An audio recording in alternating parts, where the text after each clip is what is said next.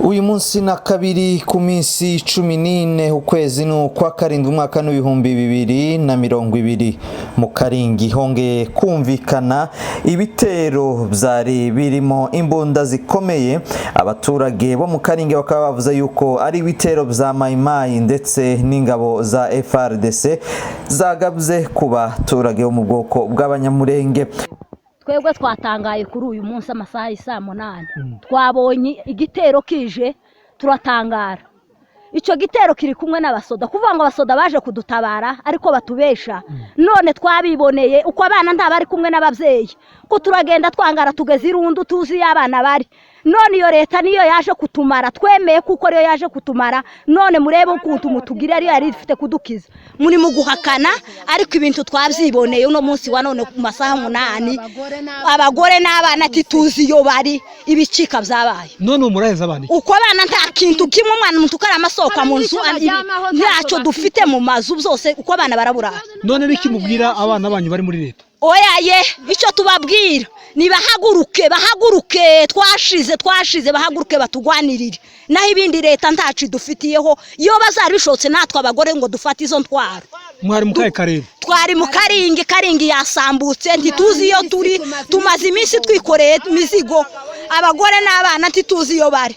Mugeze ubunyine tugeze irundu ariko tituzi abantu bageze abana ntituzi nabwo ko buca duhagaze ku misozi tituzi abana bahwereye n'inzara tituzi iyo bari ngo ku minsi 15 ngo niyo bafite finale yo kuturangiriza ariko ntibizoshoboka. Yanyagiye mu isoko iriya kwirumba siga abana dushikega tumaze guhaha bamatuga ngo mu Karingi batewe uko abana banje bamwe bagiye babafatira mu gisambu ibintu zasigaye abandi sindababona none nuko bimeze. Icyo gitero ni cyabandi ni leta n'amaye nibo babateye nibo baduteye. Iwanyu nuwe mwana? Mu Karingi. Akaye Karingi mu basingara kwa Pirimaye batubwiye ngo neje ku minsi 15 none bakazoba finale y'umunyamurenge wese. Habaye mu kanya gatoya abantu barahamagara ku cyomba baravuga ngo haduyiraje bamwe baravuga ngo itutse kwa Mudodoma abandi baravuga ngo itutse kuri Kibati. Wabe mu kandi kanya twicaye abantu baye babisuzugura kera amasasa atangira kuvuga amwe avuga kuri Kibati ayandi avugira mu Bijumba ngo avugirega mu Bijumba abantu barahambira turahunga tugeze gahanga baratubwira ngo haduye abaye nisha abantu nibazi tutangiraga guhambira duhunga ubu nyine gatugeze ahangaha irundu baratubwira ngo birashoboka kuko yo bigeze ahangaha ku bitaro byo mu Karingi ariko nta makuru dufite yuko yahageze. None ubu nyine gako turi amasasu yahunze none ubu nyine turi hano. Mwebwe k'abaturage bo mu Karingi bumuhungiye he mwerekeje he murasira abana? Oye turahamenya ko turavuga ngo turaja mu bihuru nta handi kuko ko turumva igihugu cyose cyabaye amasasu nabo kuri gitavi bahunze bazirundu. Mutekereza ko baba barashari bande? Ko turabona ko ari Mayimayi na leta kuko bazatera amabomba. Iyo muvuga leta harimo abana banyu b'abanyamurenge bakoroneri ndetse n'abagenerale ni gute? Byaraducanze natwe titwobimenya ni ibintu byakavuye ntiduhaye tubimenya kuko n'ubundi leta iri mu kuturasa iminsi yose.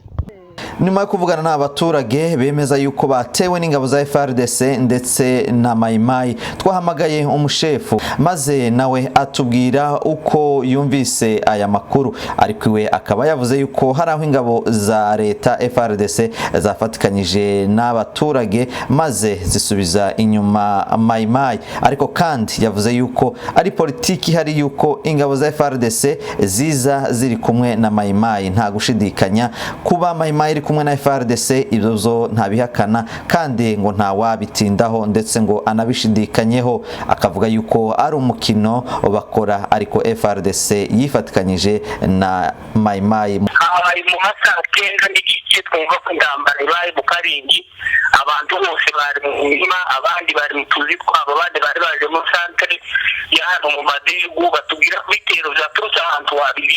Igitero kimwe cyaturutse ahantu hajaza ahantu hazitwa mu Bijumba basatuka aho bivuye bari bavuye mu Gipupu abandi nabo bamanuka ahantu yitwa Mutunda ni mu bisabu za Karingi ubu babicurira ku bantu babicurira abantu batabanyitse abandi bari mu mirima nuko bateye abantu batera abana batabanyitse nuko intambara yabaye yica abantu kandi nyaganenga. None kuri ubu nyine hari abaturage twavuganye mu mwanya batubwiye yuko baburanye n'abana babo ndetse abantu benshi imiryango yatatanye kuri none amakuru mufite ajanye n'abaturage n'ayahe shefu? Uko akubwiye ubu nyine amakuru dufite nuko abantu benshi baraye hanze ku misozi abandi baburanye n'abana babo ariko abandi ubunyine ko barababona hari umwana rero ku giti cyane wo muri abantu biramaze kubonana n'uwo bari batatanye intambara yari yabatatanye ariko abandi tuvuganye n'umupasiteri bari batatanye abandi bari hanze ubu intambara yabatunguye hari n'ijoro irabatungura abantu bose bamwe bari mu mirima cyose atinye abantu barayikubira n'ubu abantu benshi ko barangurwa bajayo n'ubu abantu ko barangurwa ko turibazwa n'izo mu gitondo tuzi uko bizagenda ibintu byangiritse ni byinshi urumva turamenya bira ibintu byinshi ariko n'ikazagiye hari imihana yatwitswe imihana gusa twabimenya ariko icyo tuzi nuko mayi yageze mu mihana yayivogereye urumva n'umwanya wose wo gutwika kandi wari wari cyane imihana myinshi yari yaranahiye ariko imihana bayivogereye bayigera hagati yo mu karenge muri abaturage twavuganye bavuze yuko ngo mayi yari iri kumwe n'ingabo za leta